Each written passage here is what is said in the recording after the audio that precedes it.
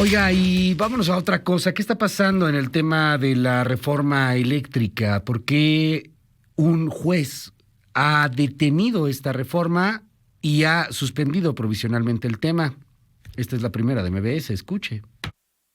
Vamos, de acuerdo a los márgenes legales que se tengan, a darle preferencia tanto a la Comisión Federal de Electricidad como a Pemex. Así de claro, que son empresas públicas. Y aquí, para aquellos que están diciendo que no van a ser energías limpias y todo lo demás, la primera condición para despachar la electricidad van a ser las hidroeléctricas. Es la energía limpia.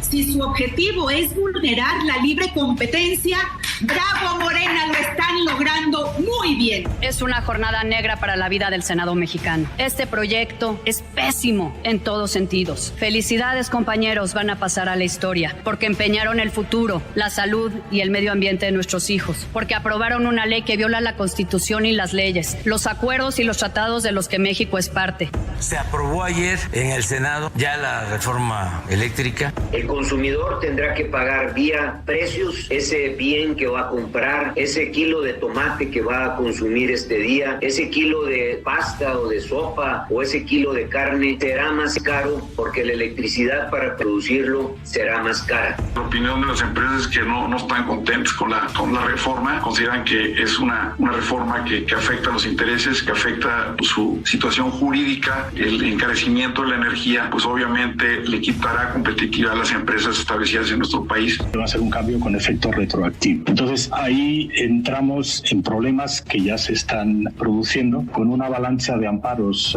que se están interponiendo. Y más a largo plazo, que es lo que más me preocupa, porque nos va a enredar en una maraña de arbitrajes internacionales.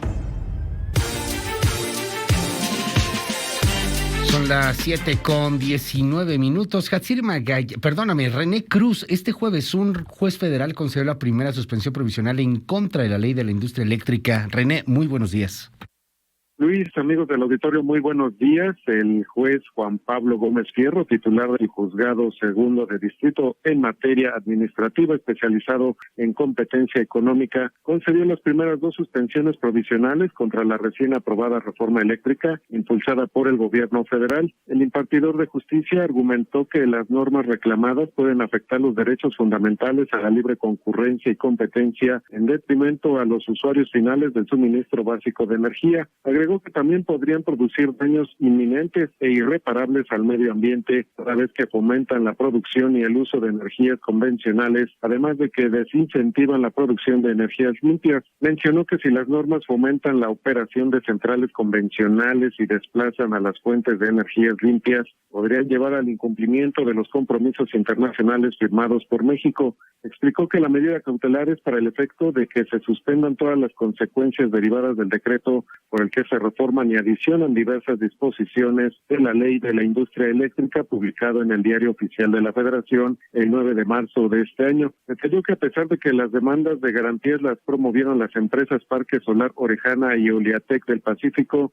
la suspensión tendrá efectos generales, ya que de otorgar una medida cautelar con efectos particulares, no solo se les estaría otorgando una ventaja competitiva frente a los demás participantes de la industria eléctrica, sino que además podría ocasionar distorsiones en dicho mercado, afectando la competencia y el desarrollo del sector, que es precisamente uno de los efectos adversos que esta medida cautelar busca evitar. Ante ello, el impartidor de justicia ordenó a la titular de la Secretaría de Energía, Rocío Nale, hacer del conocimiento, dentro del plazo de 3 días, de todos los participantes del mercado eléctrico mayorista y de todos los particulares que realizan alguna actividad en el sector eléctrico, la suspensión del decreto impugnado. Luis, el reporte que tengo, muy buenos días.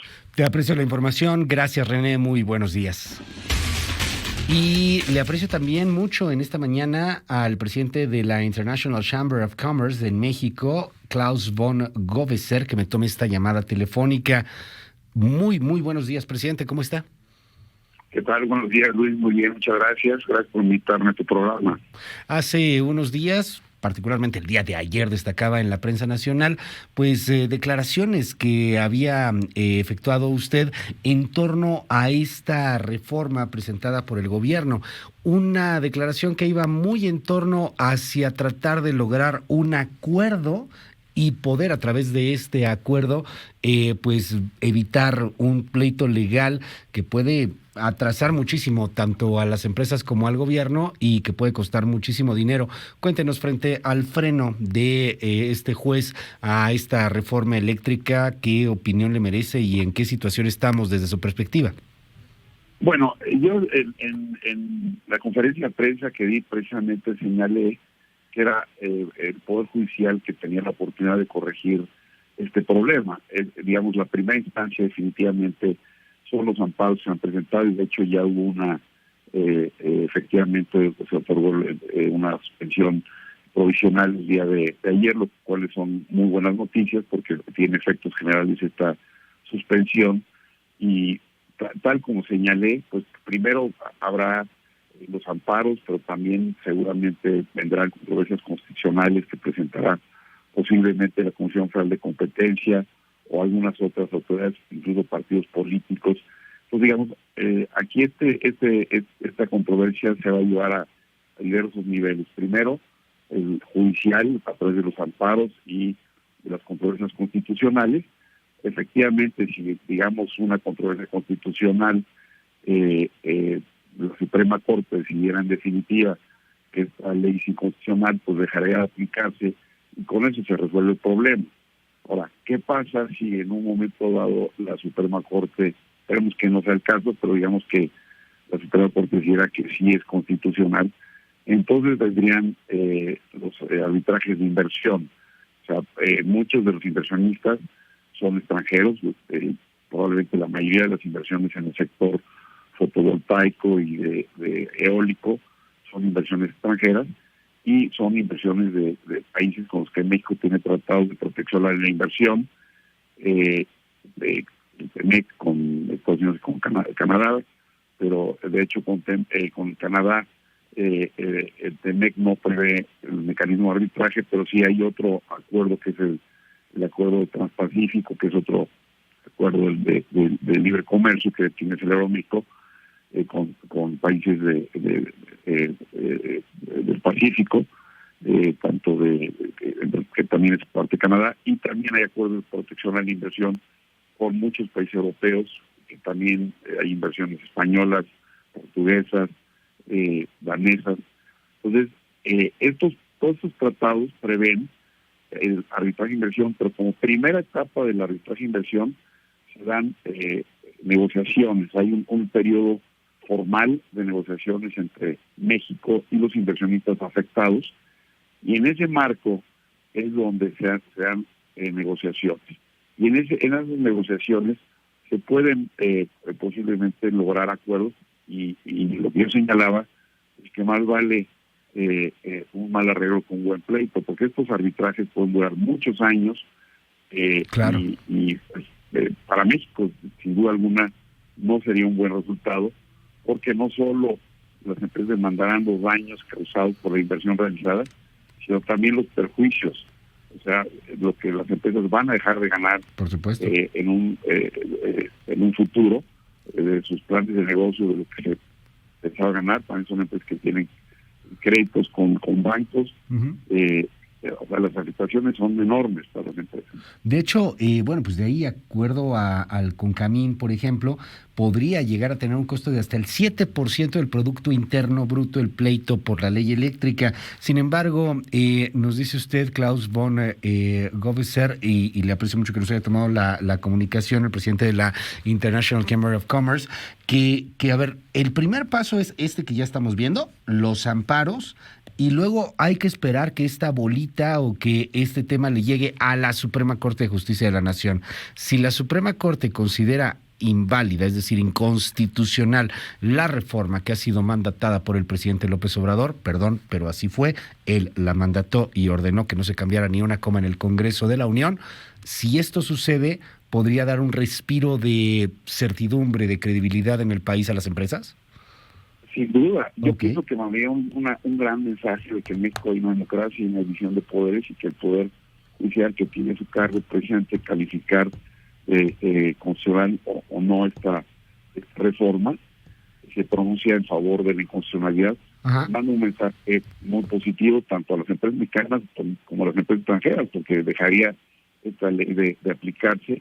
De hecho, las medidas que tomaron previamente a esta ley, hubo medidas muy similares que tomaba la Secretaría de Energía, el CENER, en fin, hubo una serie de normas administrativas que se emitieron. Finalmente llegaron a la Corte, y la Corte, la primera sala, decidió que eran inconstitucionales y se dejaron de aplicar. Entonces, digamos, ya hay un precedente muy favorable del Poder Judicial que tomó una decisión, pues,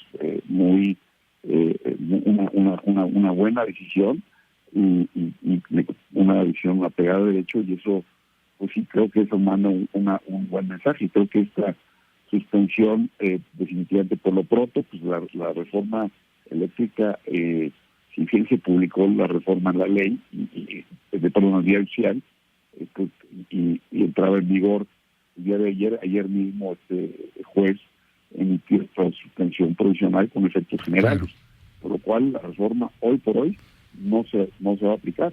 En tanto, claro, luego tendrá que venir una suspensión definitiva, esperemos que venga en ese sentido, y llegar a la Corte. Igualmente esos casos llegar a la Corte, pero también una controversia constitucional, si presentara una controversia constitucional la Comisión Federal de Competencia, llegaría directa a la Corte esa controversia constitucional, y sería la Suprema Corte la que definitivamente decidía la constitucionalidad o inconstitucionalidad de la reforma, y pues si declarara la inconstitucionalidad, el problema se resolvió.